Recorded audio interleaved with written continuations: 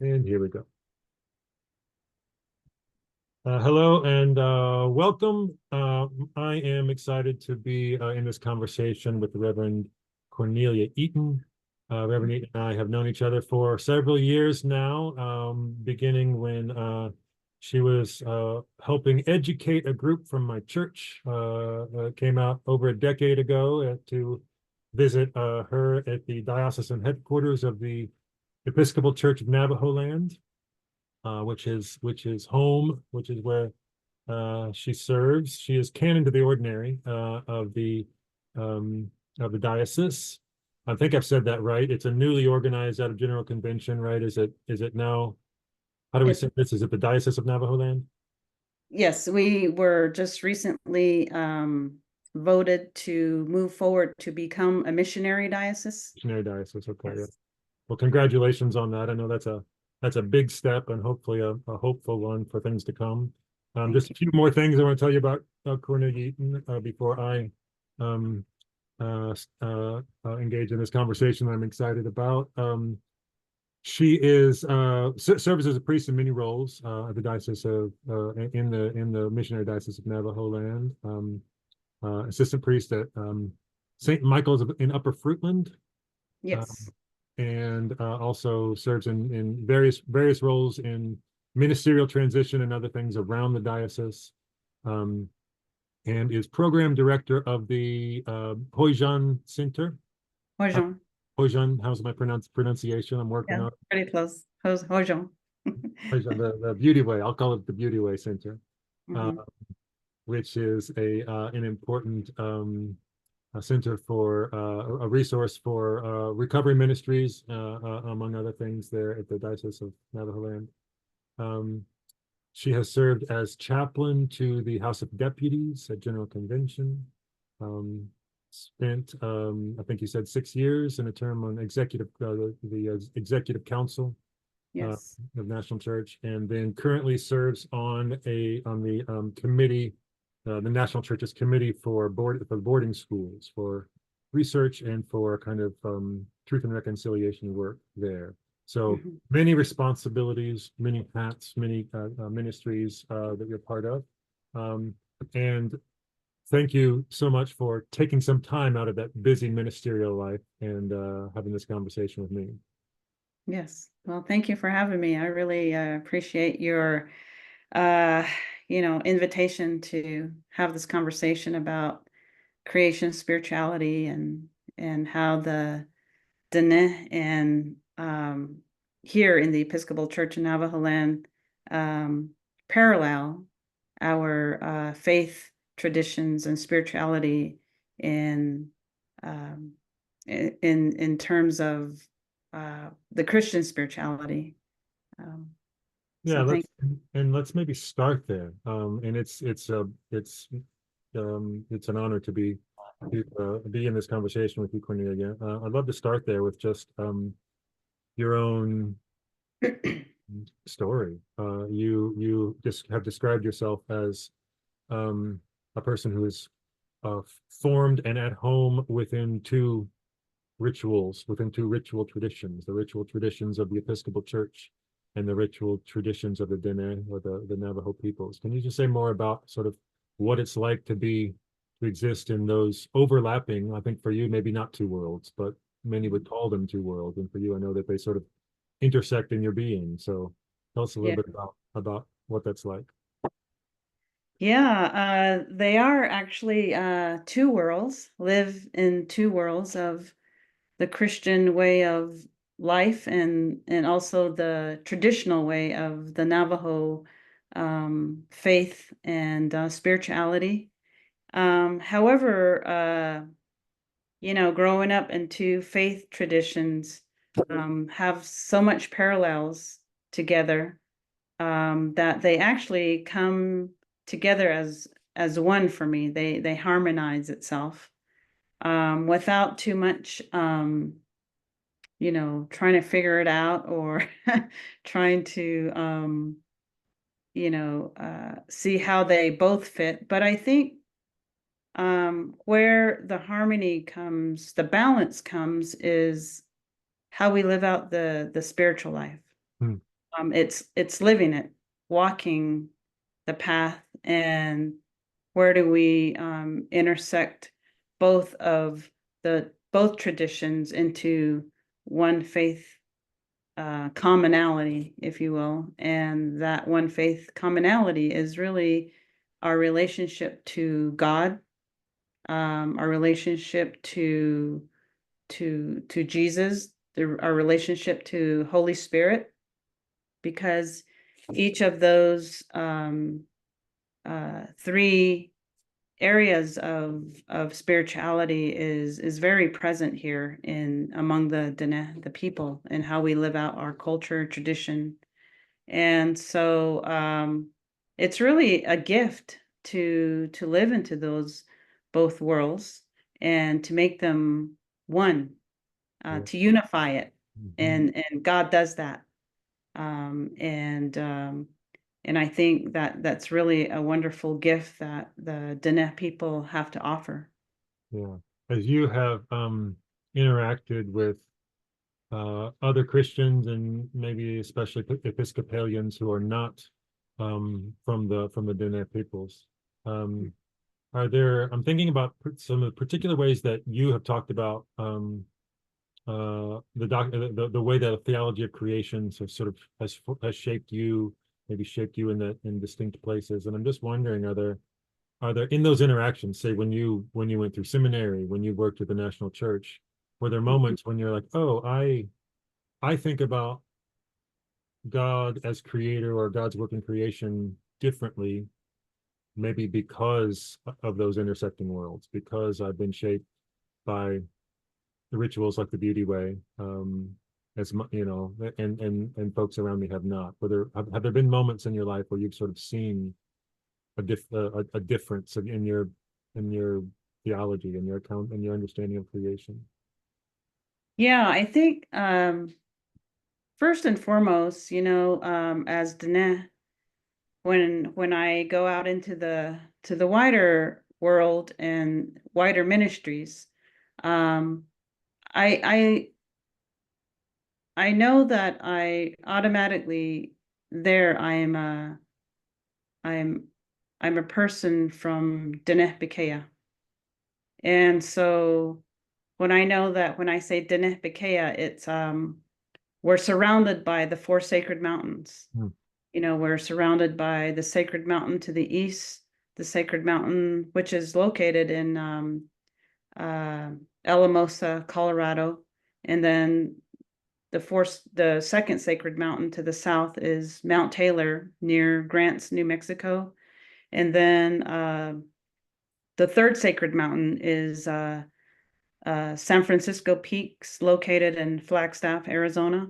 And then the fourth sacred mountain is the mountain that's near me, which is Big Sheep Mountain, La Plata Mountain, Hesperus Mountain. And so those are the four sacred mountains. It's pretty much, they're far from each other.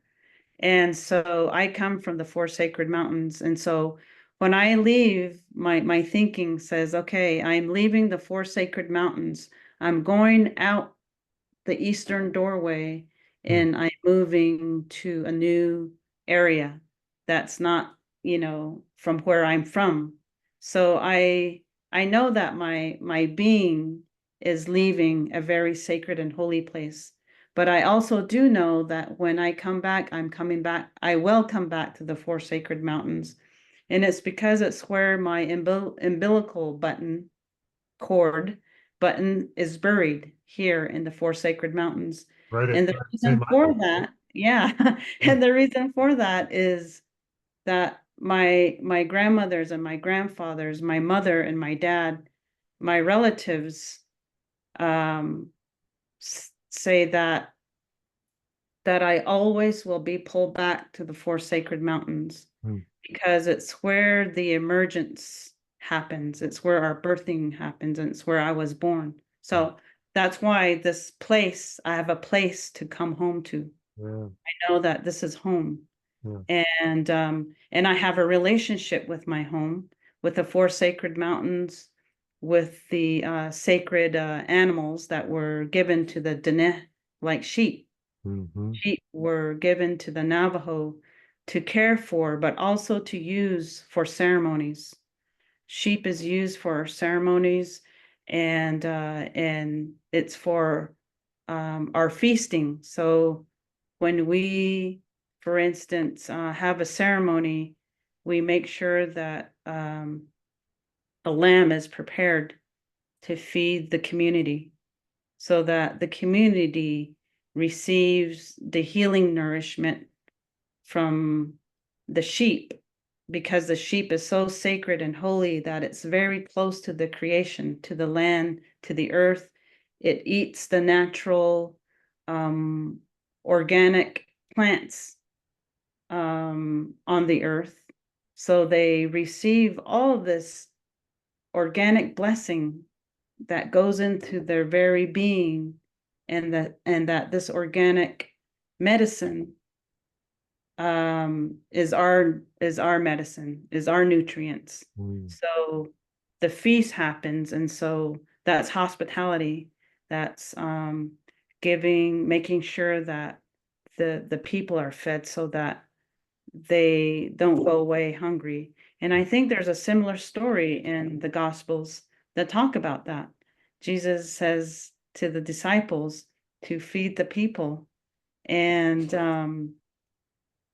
but then the loaves of bread and the fishes become part of that in their context, in their world, where they come from. Perhaps those two were their sacred Uh-huh. meals, you know.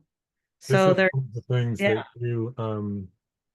that you have that I've learned from you in both reading what you've written and in our conversations and the teaching that you've done. Maybe the opposite of my question is sort of um, I've noticed a kind of when I talk about or think about creation, I can have sort of loving attachments to certain places, but I don't think of those as theologically relevant. I think of, Mhm, oh, that's where my grandparents, yeah, that's my grandparents' farm, or that's the place I grew up. But creation is sort of a big abstract, big abstraction, maybe. It's a sort of, it's this whole big thing that God did, and there's nothing local or particular about it.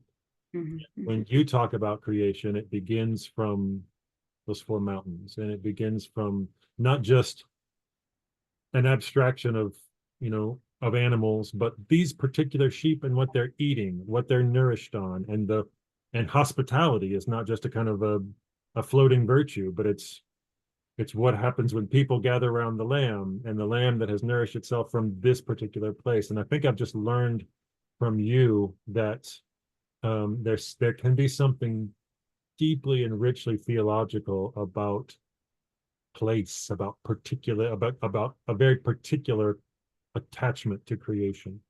mhm, And mhm, I think it's beautiful the way you write about it. You say, uh, we talk about what you've learned from your sheep, and you say, sheep are our spiritual sustenance, and they sustain our mind, physical being, and soul.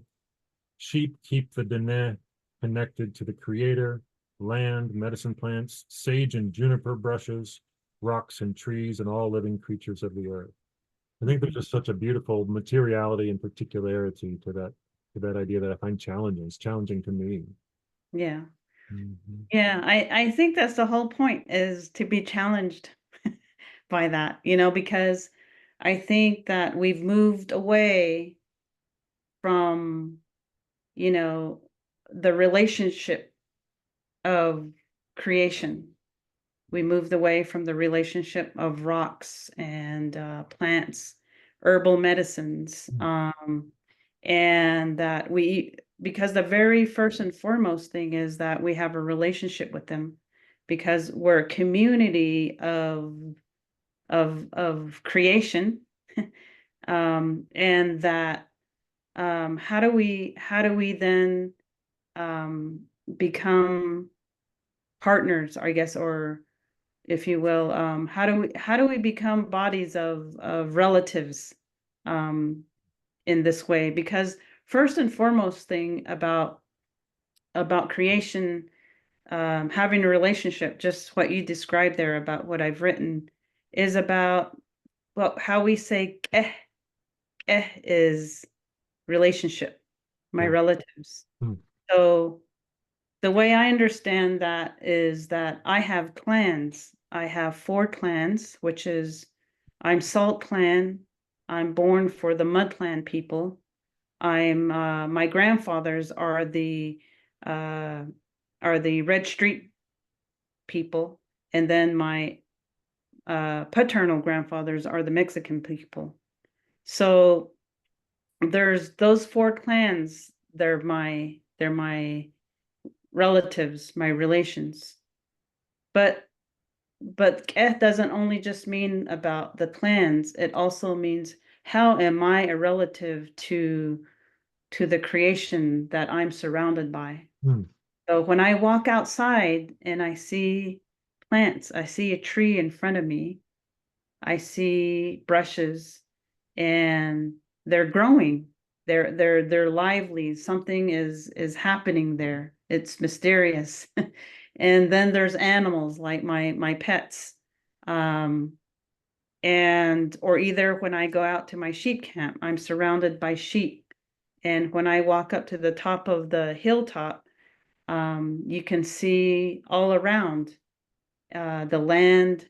You can see the mountains from afar. You can see the plants that are growing right before me. You can see the sky. You can feel the warmth. You can feel the wind. And those are all relatives. They're Hmm. related to me. Hmm. And that's how the Navajo, their relationship with creation is very important. And that at a very young age, I was already told that to respect the elements, to respect the wind, the fire, the water, the earth, because um, they they sustain us. And so when there's a time of when the winds are blowing very, you know, um, hard, or and that we want the winds to stop blowing because we're gonna have a picnic today and come on, and so but then the wind is actually cleansing. Hmm. It's doing something sacred that is beyond our understanding. So Hmm. even when there's lightning, we were told not to run around during lightning. We're supposed to sit still and just be reverent, because when lightning and thundering is happening, that male thunder is actually telling us to be still and be reverent. Hmm. Whereas when female thunder is happening, it's a light, gentle sounds. Then we also sit there and we just listen and get what's the word? We just live into its beauty. Listen to the beauty of what creation is telling us. Even when it snows, there's such beauty in it that when we walk out into it, actually, when we get first snowfall, we usually go outside and we grab the first snow and we rub our hands with it and we wash our face and we rub the first snow all over our hair and we bless ourselves and we ask the Creator, thank you for this gift of snow. That's a different kind of moisture, different kind of nourishment for Earth Mother, Hmm. but also for us to be marveled by, to Hmm. marvel at, to be in awe. Hmm. See, God gives us that gift so we can be in awe. Yeah. Yeah, the beautiful thing that you're just describing, the interrelationality of humans with the creatures around us. I think one of the temptations is to think of creation as besides thinking of it as an abstraction, there's a temptation to see it as sort of something it's not us. Like, here I am, and creation is the stuff that's out there. There's um, a philosopher who says that we should maybe think about no longer saying I live on the earth, but I live in the earth, Mhm. because we live like that wind that there's the the earth sort of extends above us, and we're sort of moving within this whole network of relationship, and we need sort of habits of language that get us away from thinking, um, here I am and here, and then there's creation out there. And I love Hmm. the way you're just describing, and a bit, creation's got relationships of all sorts to offer us and something to say to us, and we owe it all. We have a responsibilities of our own to sort of interact with this space. Hmm. Hmm. Something also Yes. really challenging and beautiful about that idea. Yeah. Mhm. I was just thinking a lot about when we think about creation, in the Old Testament, from the very beginning, from the moment God was creating and singing and chanting everything into being, Mhm. um, is the same thing as the creation stories that we were brought up with. That the Creator created white corn and yellow corn, the main stalk, and they became male and female, and it's just a whole um inter interrelated, stories that Mhm. come together for us. And even in the I think I in the book I wrote, or in the essay I wrote something like, where I identify Jesus as my relative. So Jesus is Earth Clan and Water Clan and Wind Clan and Fire Clan, you Mhm. know. Those are his clans. It's how he's related to us, and it's how I have my relationship with Jesus, with Mhm. God, because I got clans too, and they're all earthly. They're all made from the earth, and so, I had a relative, an elder, tell me one time that we're a people of soil, and because that when we put our hands to the ground, to the earth, we're the color of the ground. So we're a people who came from the soil, and then we'll return to the soil. Mhm. Mhm. Um, and that's really profound because that's where our relationship with the Earth Mother. So we're Earth. I Yeah. think when I might have written an essay about this. I've written so many things that Mhm. um, we're Earth people, Yeah. and so we have to take care of our Mother Earth in the same way we would take care of ourselves. Yeah. Yeah. Stand up for Mother Earth the way we would stand up for our own selves. If we're mistreated, what do? We have to stand up for ourselves. When our children or grandchildren are mistreated, we stand up for them. Yeah. And so same way as Earth Mother, Yeah. That we deep she interrelationality that you're talking about. yeah, that's the relation, yeah. And Yeah. so she's always birthing for us Mm. new things, new seasons throughout the season. Pretty soon the leaves will fall because there's a reason for that, because it's gonna regrow something. It's gonna happen new the Mm. next spring. But Yeah. There's so yeah, that's maybe something I wanted to ask you about, maybe as a final question. Um, when I hear you talking about sort of the traditional crafts and vocations of tending sheep or weaving rugs, from the all interconnected, all from the gathering the wool and all of that. Um, I don't think this is something you said explicitly, but I sort of hear echoes of, in that sort of human vocation of creation and craft. I hear echoes of the way that you talk about God as creator, making, constantly generating new life, new growth. Do you see so, and some have talked about this as like to be in the image of God is to be in the image of to be a maker in the image of the maker. Do you see elements of that in say rug weaving or sheep tending? Do you see like elements of of creation, of sort of this of a kind of participation in God the Creator and that kind of work. Yeah, I think that with our, like, for instance, our the wool that comes from sheep Mm-hmm. is created into beautiful rugs, and that's what our people are very good at, is how to weave. Are they're weavers. So when they weave, sometimes there's some songs, some sacred songs Mm. that are sung while weaving. And when I am remembering back to when my grandmother and my grandaunt used to weave, when they're weaving, you can hear that thumping sound, bum, bum, bum, bum, bum, bum, and it's a drumming, it's singing.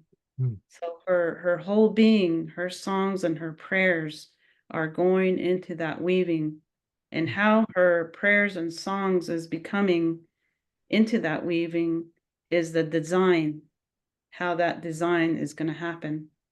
She or he, whoever's weaving, may not even know what the design is going to look like until after it's done. They look at it and they say, this is how my songs and prayers created this beautiful rug. And now when they sell these rugs, and it's their income to put food on the table, these rugs are out there throughout the world. Mm.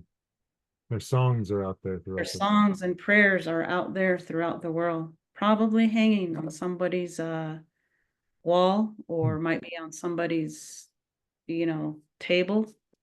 Um, Little do they know that how that the beauty of that weaving came into being.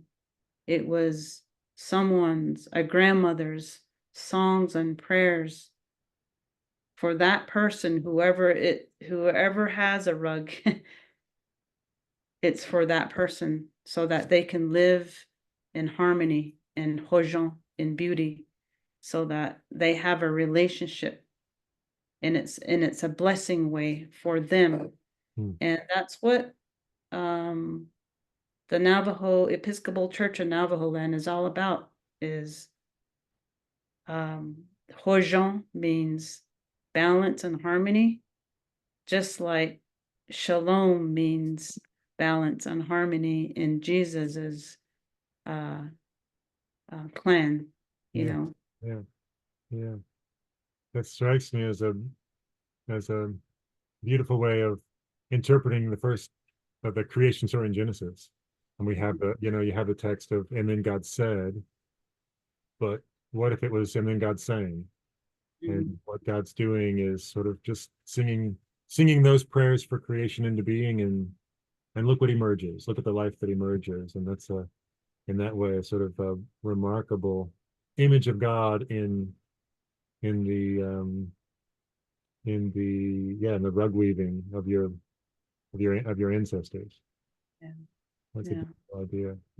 Cornelia, thank you so much for giving us some time for reflecting on your life and your family and your plans and your understanding of creation in the rich and complex intersection of worlds that you occupy. It's a real gift to us to be able to share in that with you. Yes. Well, thank you. All right. Blessings to all. Thank you. Oops.